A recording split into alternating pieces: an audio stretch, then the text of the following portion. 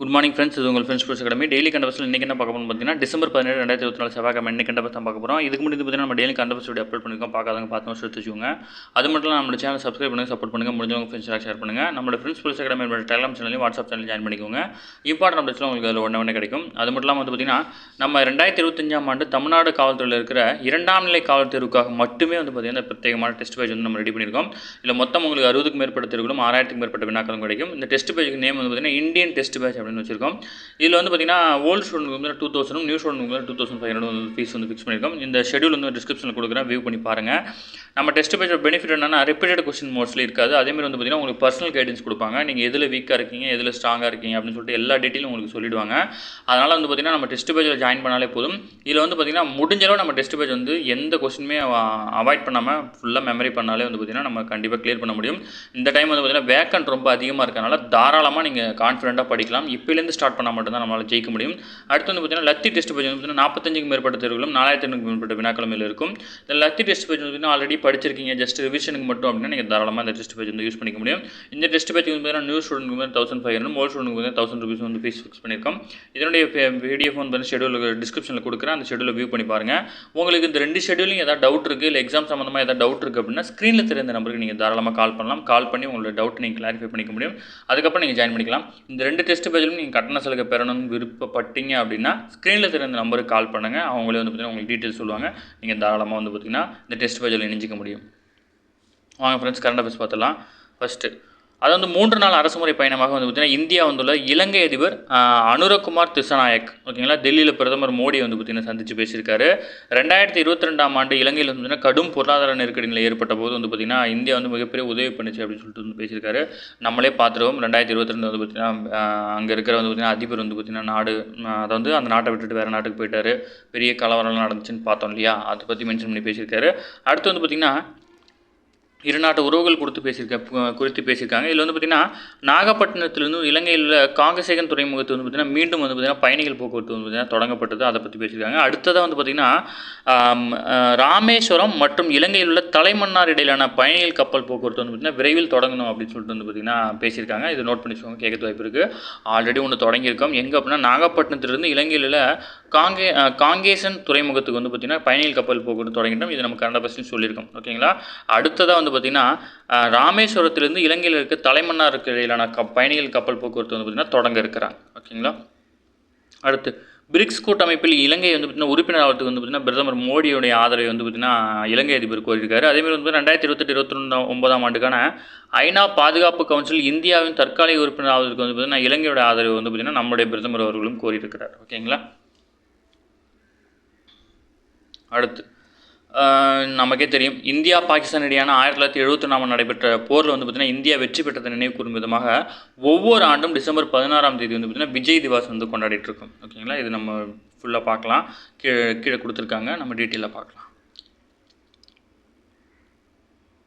அடுத்து 2025ஆம் ஆண்டு ஆங்கில புத்தாண்டின் முதல் கூட்டத்திற்கான அறிவிப்பை பார்த்தீங்கன்னா ஆளுநர் வெளியிடுவார். அந்த கூட்டத்தில் அவர் உரையாற்றி அதன் பிறகு பார்த்தீங்கன்னா 2025-26ஆம் நிதியாண்டுக்கான பொது நிதிநிலை மற்றும் வேளாண் நிதிநிலை அறிக்கைகள் பார்த்திங்கன்னா தாக்கல் செய்யப்படும். ஓகேங்களா.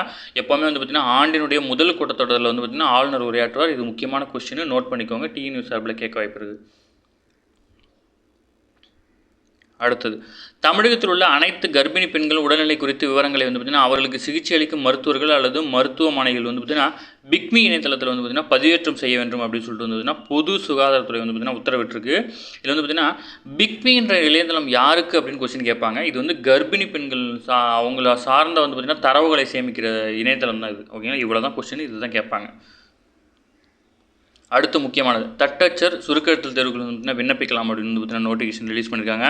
தமிழகத்தில் வரும் பிப்ரவரி மற்றும் மார்ச் மாதங்கள் நடைபெறவுள்ள தட்டச்சர் சுருக்கெழுத்தல் கணக்கியல் தேர்வுகளுக்கான இணைய வழியில் பார்த்தீங்கன்னா விண்ணப்பிக்கலாம் அப்படின்னு பார்த்தீங்கன்னா தொழில்நுட்ப பள்ளிக்கல்வித்துறையை அறிவிச்சிருக்காங்க. இதுக்கான டீட்டெயில் தான் இது. நான் கட் பண்ணி குரூப்பில் போகிறேன், வியூ பண்ணி பாருங்கள். அடுத்து தமிழ்நாடு நெடுஞ்சாலை ஆணைய மசோதா வந்து பார்த்திங்கன்னா ஆளுநர் வந்து ஒப்புதல் அளிச்சிருக்கிறார். ஓகேங்களா. தமிழ்நாடு சட்டப்பேரவையில் வந்து கடந்த பிப்ரவரி மாதம் தாக்கல் செய்யப்பட்ட இதுக்கு வந்து பார்த்திங்கன்னா தற்போது வந்து பார்த்திங்கன்னா ஆளுநர் வந்து பார்த்திங்கன்னா ஒப்புதல் தெரிவிச்சிருக்காரு. மாநில நெடுஞ்சாலை ஆணையம் ஒன்று உருவாக்கணும் அப்படின்னு சொல்லிட்டு தான் வந்து பார்த்திங்கன்னா இந்த மசோதா வந்து பார்த்திங்கன்னா தாக்கல் செய்யப்பட்டிருக்கு. இதில் வந்து பார்த்திங்கன்னா தேசிய நெடுஞ்சாலை ஆணையம் போன்று பொது மற்றும் தனியார் துறை பங்களிப்பு வந்து பார்த்திங்கன்னா தமிழ்நாடு மாநில நெடுஞ்சாலை ஆணையத்தை வந்து பார்த்திங்கன்னா நிறுவுவதற்காக சட்ட முன்வரை வந்து பார்த்திங்கன்னா அமைச்சர் ஏவா வேலு தான் வந்து பார்த்திங்கன்னா அறிமுகம் செஞ்சார். ஓகேங்களா. இதில் என்ன அப்படின்னா பொதுமக்கள் மற்றும் தனியாருடைய பங்களிப்பில் வந்து பார்த்திங்கன்னா சாலை அமைக்கிறது, நெடுஞ்சாலை வந்து பார்த்திங்கன்னா மேம்படுத்துறது, இந்த திட்டத்துக்காக வந்து பார்த்திங்கன்னா மாநில நெடுஞ்சாலை ஆணையம் வந்து பார்த்திங்கன்னா முதல் முறையாக தமிழகத்தில் வந்து அமைக்கிறதுக்கான வருகிறது. இந்த ஆணையத்துக்கு வந்து பார்த்திங்கன்னா ஒரு தலைவரும் 3 முழு நேர மற்றும் 3 பகுதி நேர உறுப்பினர்கள் வந்து பார்த்திங்கன்னா இதில் செயல்படுவாங்க அப்படின்னு வந்து பார்த்திங்கன்னா அந்த இதில் வந்து இருக்குது அந்த மசோதாவில். அடுத்து அரசு பள்ளிகள் வந்து பார்த்திங்கன்னா ஏஐ பாடப்பிரிவு வந்து பார்த்திங்கன்னா விரைவில் தொடங்கப்படும் அப்படின்னு சொல்லிட்டு வந்து அமைச்சர் வந்து தெரிவிச்சிருக்காரு. இப்போ வந்து ChatGPT இந்த மாதிரி ஏஐக்கில் இந்த ஏஐனால் என்னென்னலாம் யூஸ் என்னென்னலாம் வந்து பார்த்திங்கன்னா கெட்டது நல்லது கெட்டதுன்னு சொல்லிட்டு வந்து பார்த்திங்கன்னா பாடப்பிரிவு உருவாக்கிருக்காங்க. இது மாதிரி தான் வந்து பார்த்திங்கன்னா நீங்கள் ஜென்ரலாகவே பார்த்துருப்பீங்க. நம்ம சயின்ஸ் புக்கில் வந்து பார்த்திங்கன்னா லாஸ்ட் பேஜில் வந்து பார்த்திங்கன்னா கம்ப்யூட்டர் சம்மந்தமான ஒரு பாடம் இருக்கும் பார்த்திங்களா. அந்த மாதிரி ஏஐ சம்மந்தமான பாடத்திட்டங்கள் வந்து பார்த்திங்கன்னா ஒரு குறிப்பிட்ட புத்தகத்திலேயோ அல்லது முழு புத்தகமாகவோ வந்து பார்த்திங்கன்னா விரைவில் வந்து பார்த்திங்கன்னா பாடப்பிரிவில் சேர்க்கப்படும் அப்படின்னு வந்து பார்த்திங்கன்னா தெரிவிச்சிருக்கிறார். ஓகேங்களா. அரசு வழக்கறிஞர் தேர்வு வந்து ரத்து செய்யப்பட்டிருக்கு. டிஎன்பிசி அறிவிச்சிருக்காங்க. டிசம்பர் 22 வந்து பார்த்திங்கன்னா மறுதேர்வு நடத்தப்படும் அப்படின்னு சொல்லியிருக்காங்க. டிசம்பர் 14ஆம் தேதி நடைபெற்ற இந்த தேர்வில் வந்து பார்த்திங்கன்னா சில தொழில்நுட்ப கோளாறு காரணமாக வந்து இது வந்து இணையதள தேர்வு. தொழில்நுட்ப கோளாறு காரணமாக வந்து பார்த்திங்கன்னா நிறைய பேரால் வந்து எழுத முடியாமல் வந்து பார்த்திங்கன்னா வெளியேறிட்டாங்க. அதனால் பல்வேறு தரப்பினருடைய எதிர்ப்பு தெரிவித்ததன் பேரில் வந்து பார்த்திங்கன்னா டிஎன்பிசி வந்து பார்த்திங்கன்னா இந்த தேர்வை ரத்து செஞ்சுட்டு டிசம்பர் 22 வந்து பார்த்திங்கன்னா மறுதேர்வு நடத்துகிறாங்க. ஓகேங்களா.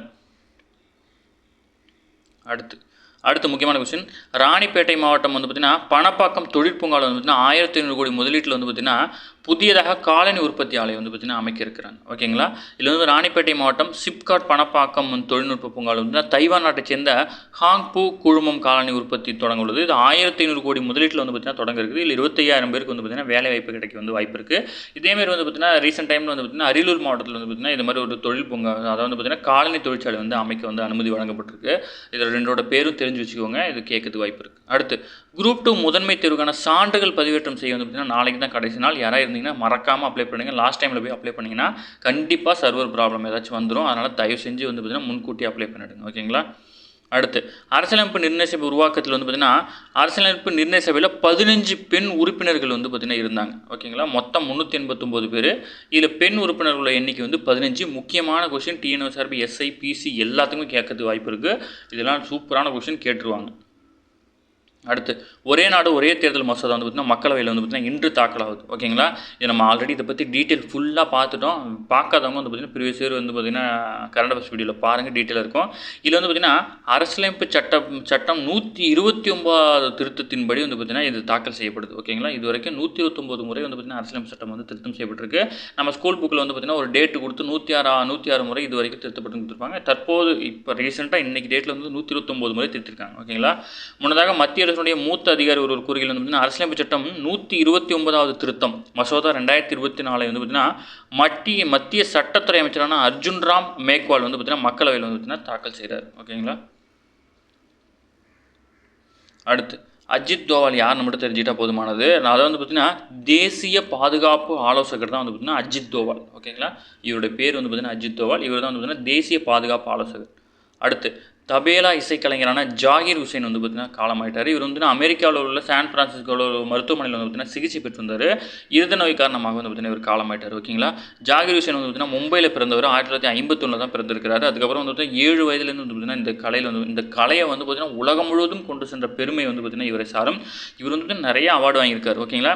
இசைத்துறையில் வந்து பார்த்திங்கன்னா அவருடைய பங்களிப்பை பார்த்து 1988 வந்து பத்மஸ்ரீ, 2002 பத்ம பூஷன், 2023 பத்ம விபூஷன் வரைக்கும் 3 பத்ம விருதுகளையும் இவர் வாங்கிட்டார். ஓகேங்களா. பேர் ஞாபகம் வச்சுக்கோங்க. எப்போ வாங்க ஞாபகம் வச்சுக்கோங்க.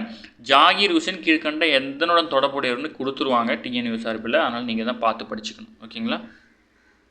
அடுத்து WPL அதாவது உமன் ஐபிஎல், அதாவது ஐபிஎல் மாதிரி வந்து பார்த்திங்கன்னா உமன் பிஎல் அப்படின்ற ஒரு விளையாட்டு போட்டி வந்து மகளிர் பிரீமியர் லீக் வந்து போட்டி வந்து நடக்கிறது.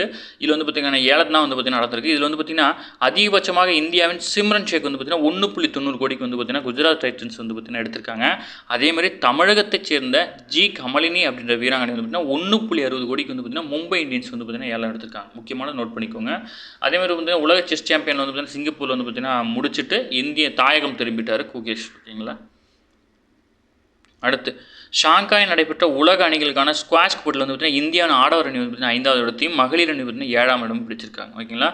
நார்வேயில் வந்து பார்த்தீங்கன்னா முதல் முறையாக நடைபெற்ற வால்டர் கோப்பை டேபிள் டென்னிஸ் போட்டியில் வந்து பார்த்தீங்கன்னா இந்தியாவின் மணிகா பத்ரா உட்பட அடங்கிய அணி வந்து பார்த்தீங்கன்னா 14-0 அப்படின்ற கணக்கில் வந்து பார்த்தீங்கன்னா மிகப்பெரிய சாதனையை வந்து படைச்சிருக்காங்க. ஓகேங்களா.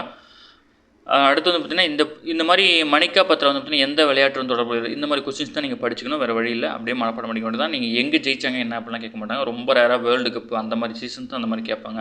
மற்றபடி விளையாட்டு வீரர் எந்த விளையாட்டுடன் தொடர்புடையவர் அப்படின்னு தான் கொஸ்டின்ஸ். ஓகேங்களா. உத்தரப்பிரதேசத்தை சேர்ந்த பவுலரான அங்கித் ராஜ்புத் வந்து பார்த்தீங்கன்னா இந்திய கிரிக்கெட்லேருந்து வந்து பார்த்தீங்கன்னா ஓய்வு பெறுவதாக வந்து அறிவிச்சிருக்கிறார். ஓகேங்களா.